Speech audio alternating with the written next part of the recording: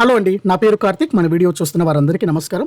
ఈ రోజు వీడియోలో మనం రెపో రేట్ అంటే ఏంటి, స్టాక్ మార్కెట్ మీద ఇంపాక్ట్ ఎలా ఉంటుందో డిస్కస్ చేద్దాము. చాలా మంది రెపో రేట్ అనే వర్డ్ వినుంటారు, బట్ దీన్ని క్లియర్ గా అర్థం చేసుకోవడం కొంచెం కష్టం అనిపిస్తుంది. మరి రెపో రేట్ పెరిగితే ఏమవుతుంది, అలాగే రెపో రేట్ తగ్గితే ఏమవుతుంది స్టాక్ మార్కెట్ లో అనేది ఈ రోజు డిస్కస్ చేద్దాం. ఈ వీడియోలో సింపుల్ అండ్ క్లియర్ గా ఎక్స్ప్లెయిన్ అయితే చేస్తాను. సో వీడియోని స్కిప్ చేయకుండా చివరి వరకు అయితే చూడండి. అలాగే ఇన్వెస్టర్స్ కి ఎలా యూజ్ అవుతుందో కూడా నేను చివరిలో డిస్కస్ చేద్దాము. రెపో రేట్ అంటే రీపర్చేజ్ రేట్. ఇది ఆర్బీఐ బ్యాంక్స్కి లోన్స్ ఇచ్చిన ఇంట్రెస్ట్ రేట్.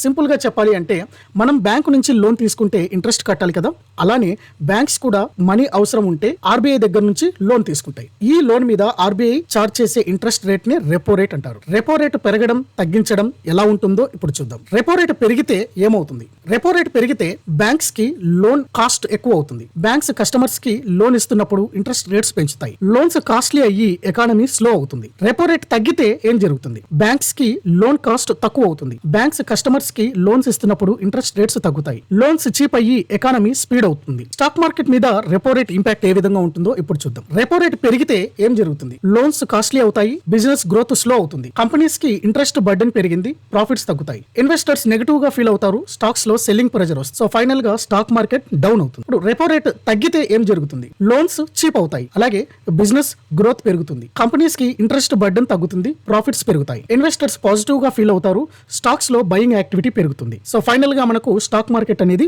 పెరుగుతుంది. ఇక రియల్ లైఫ్ ఎగ్జాంపుల్ మనం చూసుకున్నట్లయితే 2020 కోవిడ్ టైంలో రెపో రేట్ తగ్గించారు. సో దానివల్ల స్టాక్ మార్కెట్ ర్యాలీ స్టార్ట్ అయింది. అలాగే 2022 ఇన్ఫ్లేషన్ కంట్రోల్ చేయడానికి రెపో రేట్ ని పెంచారు. స్టాక్ మార్కెట్ ఫాలో అయింది. ఆర్బీఐ రెపో రేట్ డెసిషన్స్ ని ట్రాక్ చేయడం చాలా ఇంపార్టెంట్. ఇక ఫైనల్ గా రెపో రేట్ అంటే ఆర్బీఐ బ్యాంక్స్ కి ఇస్తున్న loan interest rate. Repo rate పెరిగితే ఎకానమీ స్లో అవుతుంది, స్టాక్ మార్కెట్ డౌన్ అవుతుంది. రెపో రేట్ తగ్గితే ఎకానమీ స్పీడ్ అవుతుంది, స్టాక్ మార్కెట్ అప్ అవుతుంది. స్టాక్ మార్కెట్ ఇన్వెస్టర్స్ కి రెపో రేట్ డెసిషన్స్ చాలా ఇంపార్టెంట్. ఇదండి వీడియో. మన వీడియో నచ్చినట్లయితే లైక్ చేయండి, షేర్ చేయండి, అలాగే కొత్తగా చూస్తున్న సబ్స్క్రైబ్ చేయండి. ఇంతవరకు ఎవరైతే డిమాట్ అకౌంట్ ఓపెన్ చేయలేదో కింద డిస్క్రిప్షన్ లో మీకు డిమాట్ అకౌంట్ లింక్ అయితే ఉంటుంది. ఆ లింక్ యూస్ చేసి మీరు ఓపెన్ చేయొచ్చు. సో థ్యాంక్ యూ అండి, థ్యాంక్ యూ వెరీ మచ్.